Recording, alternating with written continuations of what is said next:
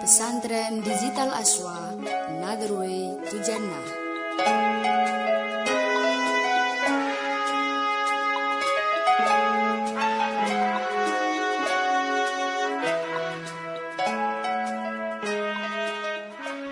Assalamualaikum warahmatullahi wabarakatuh.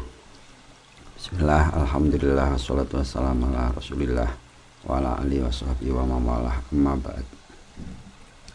Santri-santri digital yang saya muliakan, kesempatan kali ini, pada pertemuan hari ini atau kali ini kita akan melanjutkan pengajian kitab Wasiatul Mustafa yang masih di dalam pasal menerangkan tentang sedekah atau sodakoh. Untuk itu mari langsung saja kita teruskan pengajian ini. Bismillahirrahmanirrahim. Walal musannifu rahimahullahu ta'ala wa nafa'ana bihi wa bi ulumihi wa bi karamati bidarin amin.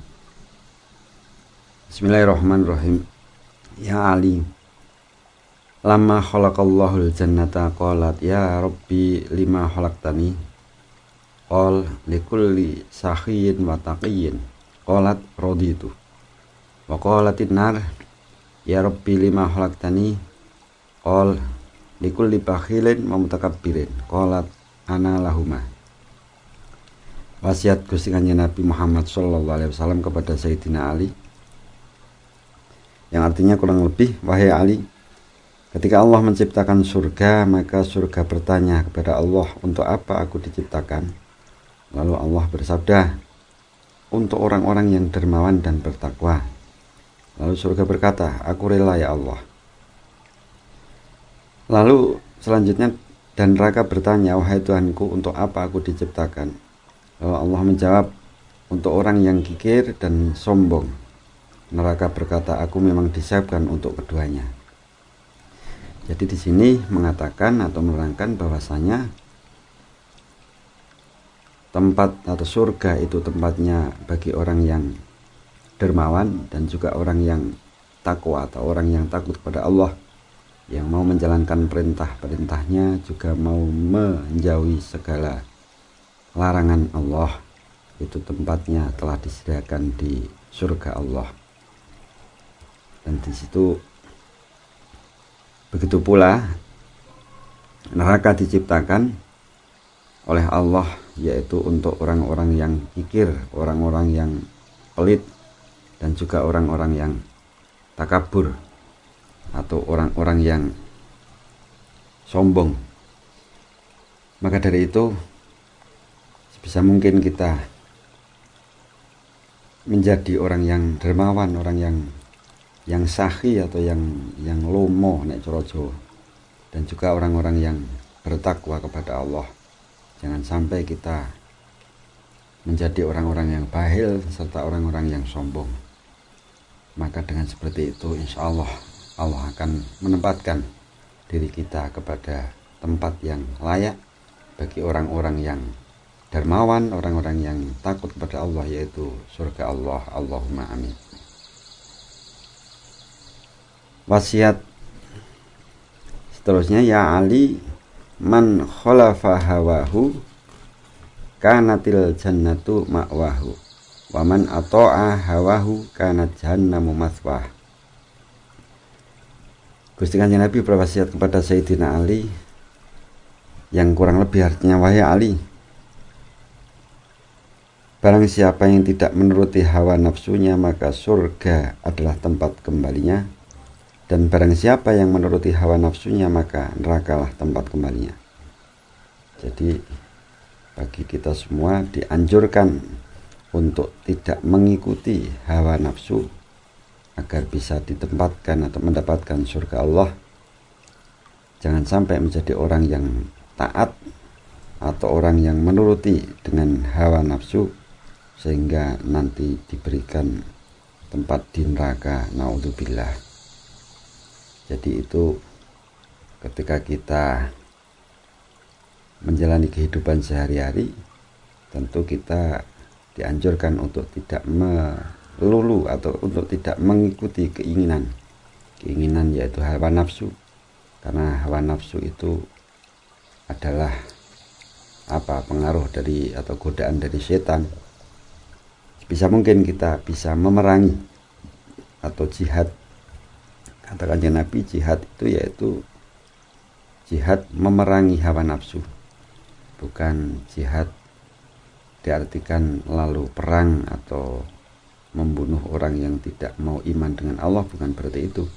Tapi Kanjeng Nabi istilahnya mengatakan jihad yang sebenarnya yaitu jihad untuk memerangi atau melawan nafsu kita atau hawa nafsu. Selanjutnya para santri digital yang saya muliakan, kita teruskan wasiat yang selanjutnya. Ya Ali, ittaqi da'watas sakhi fa innahu mata athara akhadallahu biyadih. Artinya kurang lebih, wahai Ali, hati-hatilah atau takutlah terhadap doanya orang-orang yang dermawan, karena sesungguhnya jika lisannya tergelincir, maka Allah yang akan menindaknya. Jadi orang yang dermawan di sini diwasiatkan oleh Kanjeng Nabi harus kita takuti. Maksudnya kita takuti, harus kita hormati sebaik mungkin. Karena orang yang dermawan itu ketika terpeleset atau tergelincir, maka Allah sendiri akan menolongnya atau akan menindaknya. Maksudnya akan menindaknya, akan menolongnya, akan membangkitkannya.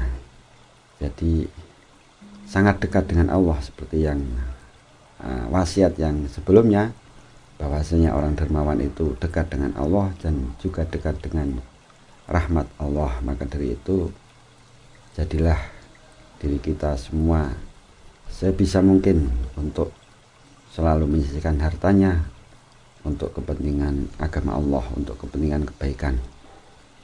Dan insya Allah dengan seperti itu Allah akan menolong kepada kita semua. Allahumma amin.